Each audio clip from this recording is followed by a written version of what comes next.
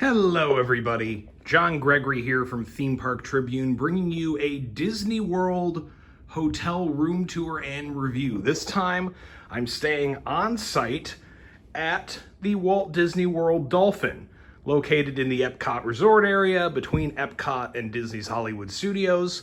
I stayed here for one night in November 2022, paid $331 after tax through a Priceline Express deal. You know, one of those deals where you don't know exactly what hotel you're getting. You just get a class and an area, and then you get, basically, you got to buy blind. But got a deal through that and stayed here in this king bed room. And let me give you a look around and my thoughts on the room. So let's do the quick tour first. You come in through the door, as, life works. Kind of an obvious statement. Closet here right to your left. The usual stuff in here. Fits a good amount of stuff. Has a safe, older style. Can probably fit a laptop in there, it looks like. Then you have a little mirror and coffee maker right off to the side. Another closer up makeup mirror. Hello. Along with some cups and your ice bucket, a little space for storage down here, but enough room for someone else who can get ready, who doesn't need a sink. Speaking of the sink, here is the bathroom vanity area. Nice lit mirror around the sides. Not a lot of counter space here, and a running theme with this room is going to be this bathroom area is packed in too tight, and other spots have space that they don't need. Because this vanity area seems a little small. I mean, if you have two people's stuff here, it gets really crowded, and obviously you can't, with one sink, not everyone, only one person can get ready at a time.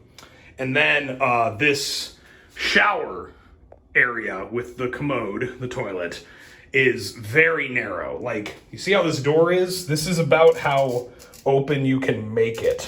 There is a towel under there, I apologize. But, like, you really have to squeeze in here to get in, and you're really crammed in. This is not a lot of room. Like, can kind of hit both places with my elbows out a little bit. Shower though was nice, steams up good water pressure, not anything fancy in terms of the shower head. Does have the body wash, shampoo, and conditioner in dispensers. I don't mind that at all. It's pretty nice stuff.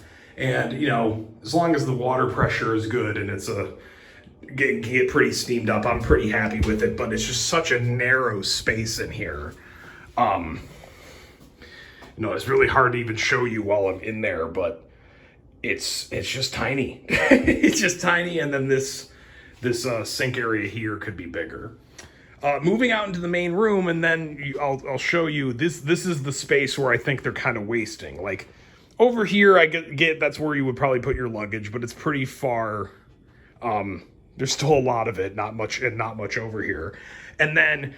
If they could just, probably can't with this where this wall is placed, but if the vanity area and the shower area were able to take the space just to this table, it would probably be greatly improved in there, because it's just too jammed in. And then why do I really need, all this space between the table and the wall?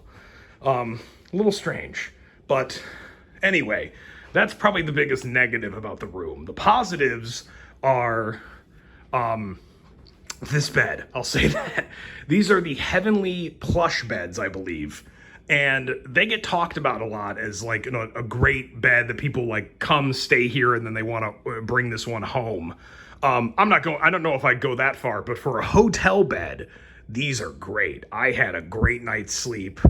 The pillows were better than most hotel beds.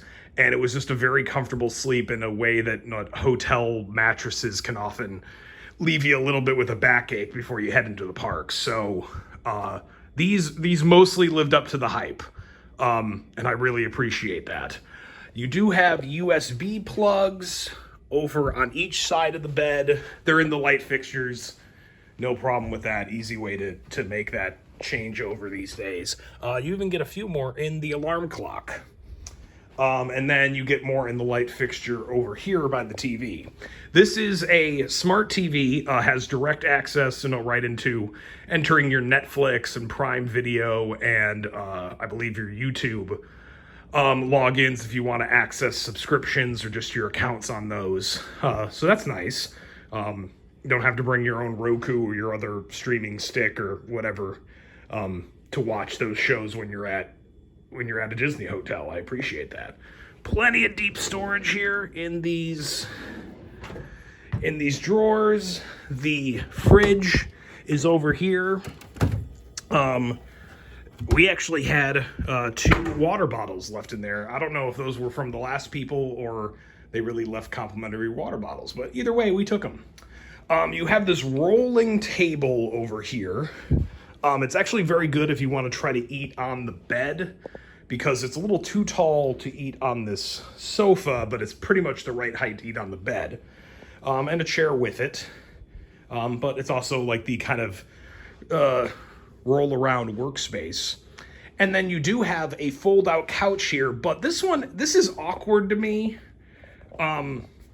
Because of its placement in the room, it feels really just kind of thrown in here, because look at how it doesn't align with it doesn't go flush with the wall and leaves this big gap back there. I understand that pretty much every room on Disney property, they want to be able to sleep 4 people.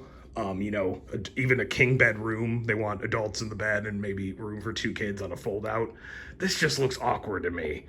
And I wish, this little, it could at least be flush with the wall if it wasn't for that little post jutting out there. But, they made the decision, I guess. It's just a little weird to me in another area where this room is not making the greatest use of its space.